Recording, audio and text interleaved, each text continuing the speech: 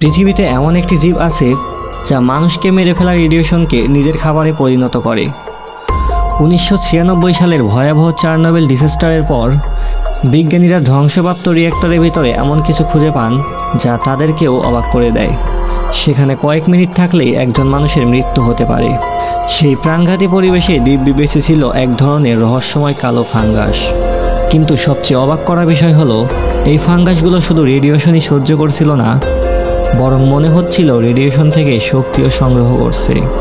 বিজ্ঞানীরা আবিষ্কার করেন এদের শরীরে থাকা বিশেষ মিনারেল সূর্যের আলো ব্যবহার করা উদ্ভিদের মতো রেডিয়েশনের শক্তিকে কাজে লাগাতে পারে। কিন্তু রহস্য এখানেই শেষ নয়। আজও বিজ্ঞানীরা পুরোপুরি বুঝতে পারেননি কিভাবে এই জীবগুলো এমন মাত্রায় বিকিরণের মধ্যেও নিজেদের কোষকে ধ্বংসের হাত থেকে রক্ষা করে। তাহলে কি পৃথিবীতে এমন জীব আগে থেকেই ছিল যারা এমন পরিবেশে টিকে থাকার জন্যই তৈরি, নাকি চেরনোবিলের অন্ধকারে প্রকৃতি নিজেই নতুন এক রহস্য সৃষ্টি করেছে?